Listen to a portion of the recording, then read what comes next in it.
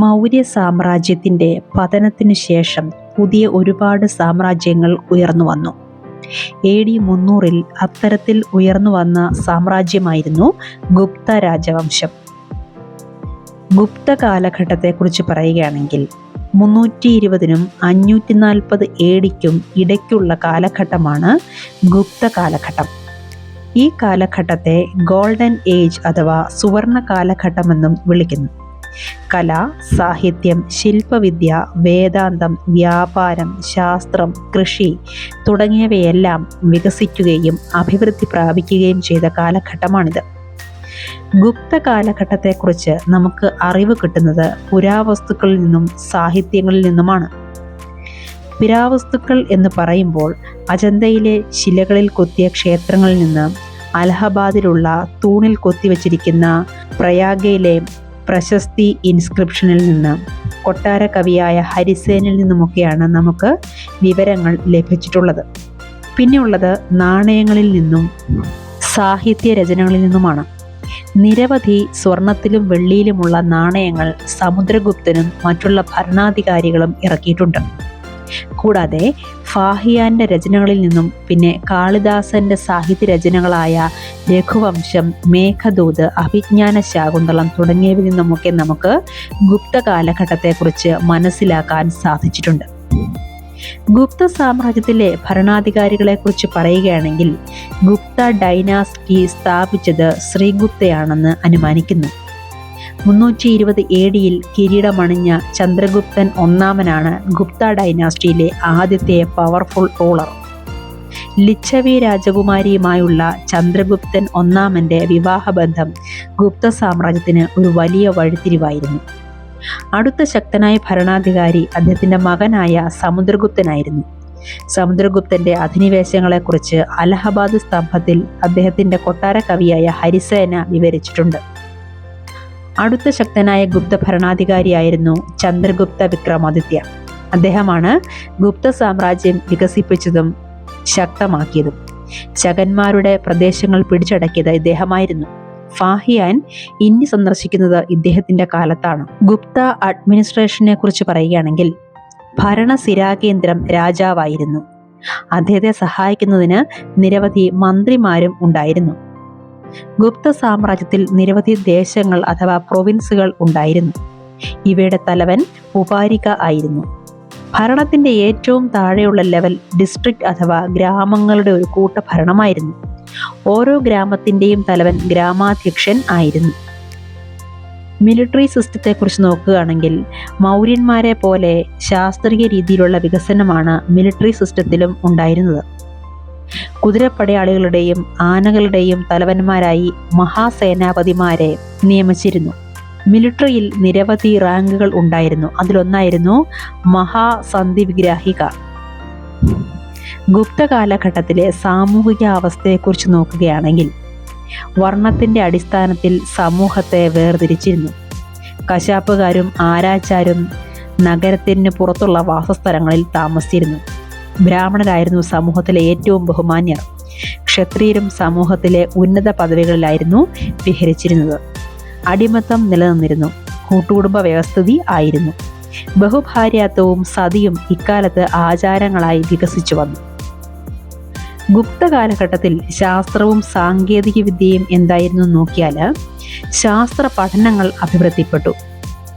വാനനിരീക്ഷകനായ astronomer ആയ ആര്യഭട്ടയും mathematician ഗണിതശാസ്ത്രജ്ഞനായ വരാഹമിഹിരയും തുടങ്ങിയവരുടെ സംഭാവനകൾ വലുതായിരുന്നു. ഇന്ത്യൻ ശസ്ത്രക്രിയാ വിദഗ്ധർ ഡൈസെക്ഷനും പ്ലാസ്റ്റിക് സർജറിയും അതിലുമൊക്കെ പഠനങ്ങൾ നടത്തിയിരുന്നു. ഇനി ഗുപ്ത കാലഘട്ടത്തിലെ ആർട്ട് ആൻഡ് ആർക്കിടെക്ചർ, കലയും ശില്പവിദ്യയും കുറിച്ച് നോക്കുകയാണെങ്കിൽ വിഷ്ണു, ശിവൻ, പാർവതി തുടങ്ങിയവരുടെ ക്ഷേത്രങ്ങളായിരുന്നു അവർ പണിതിരുന്നത്. അതിൽ പ്രശസ്തമായവയാണ് ഝാൻസിയിലുള്ള ദശാവതാര ക്ഷേത്രം, തിഗാവയിലുള്ള വിഷ്ണു ക്ഷേത്രം, ഭൂമറയിലുള്ള ശിവക്ഷേത്രം തുടങ്ങിയവ. പെയിൻറ്റിങ് അഥവാ ചിത്രരചനയെക്കുറിച്ച് നോക്കുകയാണെങ്കിൽ ചിത്രരചന അതിൻ്റെ ഉന്നതിയിലെത്തിയ കാലഘട്ടമായിരുന്നു ഗുപ്ത കാലഘട്ടം. അജന്തയിലെ ബുദ്ധിസ്റ്റ് ഗുഹകളും ഗ്വാളിയാറിലുള്ള ബാഗ് കേവ്സ് തുടങ്ങിയവയും ഈ കാലഘട്ടത്തിലുള്ളതാണ്. ഇന്ത്യൻ കലയെ വളരെ നന്നായി പ്രതിനിധീകരിക്കുന്നവയാണ് ഇവയെല്ലാം തന്നെ.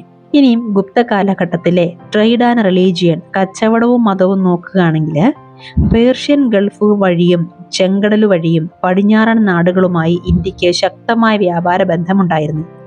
ഗുപ്ത കാലഘട്ടത്തിലെ പ്രശസ്തമായ തുറമുഖങ്ങളായിരുന്നു കല്യാണി, ബറോച്ച്, ക്യാമ്പെ, താമ്രലിപ്തി തുടങ്ങിയവ. കപ്പൽ നിർമ്മാണ മേഖല അതിന്റെ ഉന്നതിയിലെത്തിയ കാലഘട്ടമായിരുന്നു. ഗുപ്തന്മാരുടെ കീഴിൽ ഹിന്ദുയിസവും ബുദ്ധിസവും അഭിവൃദ്ധി പ്രാപിച്ചു. ക്ഷേത്ര നടത്തിപ്പിനായി ധാരാളം സംഭാവനകൾ നൽകപ്പെട്ടു. സംസ്കൃത ഭാഷ അതിന്റെ പൂർണ്ണതയിലെത്തിയ കാലഘട്ടമായിരുന്നു ഗുപ്ത കാലഘട്ടം.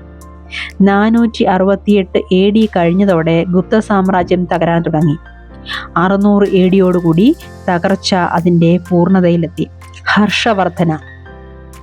ഗുപ്ത സാമ്രാജ്യത്തിന്റെ തകർച്ചയ്ക്ക് ശേഷം നിരവധി ചെറിയ രാജവംശങ്ങൾ ഭരണം തുടങ്ങി. താന്വേശ്വരിക്കടുത്തുള്ള വർദ്ധന ഡൈനാസ്റ്റി അത്തരത്തിൽ ഒരു രാജവംശമായിരുന്നു. ഈ രാജവംശത്തിലെ പ്രഗത്ഭനായ റൂളറായിരുന്നു ഹർഷവർദ്ധന. 1400 വർഷങ്ങൾക്ക് മുമ്പാണ് അദ്ദേഹം ഭരിച്ചിരുന്നത്. അദ്ദേഹത്തിന്റെ കൊട്ടാര കവിയായിരുന്ന ബാണഭട്ട എഴുതിയ ജീവചരിത്ര ഗ്രന്ഥമാണ് ഹർഷചരിതം. സംസ്കൃതത്തിലാണ് ഈ ഗ്രന്ഥം എഴുതിയിട്ടുള്ളത്. ഇതിൽ ഹർഷവർദ്ധനയെക്കുറിച്ചും അദ്ദേഹത്തിന്റെ പാരമ്പര്യത്തെക്കുറിച്ചും അദ്ദേഹത്തിന്റെ പിൻഗാമികളെക്കുറിച്ചുമൊക്കെ പ്രതിപാദിക്കുന്നു. ഹർഷവർദ്ധനയുടെ ഭരണ മികവിനെ പറ്റി ഹുയാൻസാങ് പ്രകീർത്തിച്ചിട്ടുണ്ട്. നർമ്മദ നദി കടക്കാൻ ഹർഷവർദ്ധന ശ്രമിക്കുകയും ചാലൂക്യ രാജാവായ പുലികേശിൻ രണ്ടാമൻ അദ്ദേഹത്തെ പരാജയപ്പെടുത്തുകയും ചെയ്തു. ഹർഷവർദ്ധന ശിവഭക്തനും മികച്ച ഭരണാധികാരിയും ആയിരുന്നു. മഗധയും ബംഗാളും അദ്ദേഹം പിടിച്ചെടുത്തു. സദേൺ കിങ്ഡം, ദക്ഷിണേന്ത്യൻ രാജവംശങ്ങളും. ശതവാഹനന്മാരുടെ പതനത്തിന് ശേഷം ചാലൂക്യന്മാരും പല്ലവാസും ഉയർന്നു വന്നു. ചാലൂക്യന്മാർ വിന്ധ്യയുടെ തെക്ക് മുതൽ കൃഷ്ണ നദി വരെ അവരുടെ സാമ്രാജ്യം വ്യാപിപ്പിച്ചു. ചാലൂക്യന്മാരിലെ ശക്തനായ ഭരണാധികാരിയായിരുന്നു പുലികേശിൻ രണ്ടാമൻ. ഐഹോൾ തലസ്ഥാനമാക്കി ചാലൂക്യന്മാർ ഭരിച്ചിരുന്നത്. അദ്ദേഹം അറിയപ്പെടുന്നത് അദ്ദേഹത്തിന്റെ കൊട്ടാര കവിയായ രവികീർത്തി രചിച്ച പ്രശസ്തിയിലൂടെയാണ്. അറേബ്യ, ഇറാൻ, തെക്ക് കിഴക്കൻ ഏഷ്യ തുടങ്ങിയവയുമായി ചാലൂക്യന്മാർക്ക് ശക്തമായ വ്യാപാര ബന്ധമുണ്ടായിരുന്നു. തെക്കുഭാഗത്തായി കാഞ്ചീപുരം ഭരിച്ചിരുന്ന രാജാക്കന്മാരായിരുന്നു പല്ലവാസ്. അവരിലെ പ്രഗത്ഭ രാജാവായിരുന്നു മഹേന്ദ്രവർമ്മൻ ഒന്നാമൻ. വളരെ മികച്ച ഭരണമായിരുന്നു ദക്ഷിണ രാജവംശങ്ങളുടേത്. ദക്ഷിണ രാജവംശങ്ങളിൽ അടിക്കടി തുടർച്ചയായി കൂട്ടായ്മകൾ ഉണ്ടാകുമായിരുന്നു. അതിൽ അഥവാ ഗ്രാമ കൂട്ടായ്മയെ കൂടാതെ വ്യാപാരികളുടെ സംഘടനയും ഉണ്ടായിരുന്നു. നഗരം എന്നാണത് അറിയപ്പെട്ടിരുന്നത്.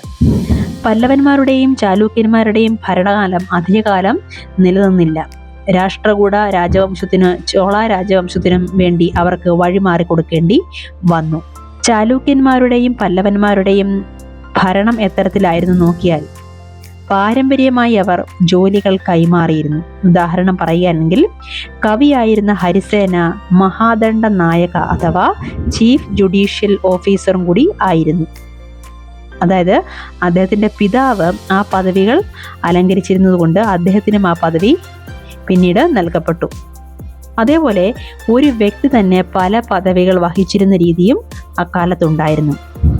അതിൽ ഉദാഹരണം പറയുകയാണെങ്കിൽ ഹരിസേന മഹാദണ്ഡ നായക അതായത് ചീഫ് ജുഡീഷ്യൽ ഓഫീസർ ആയിരുന്നു.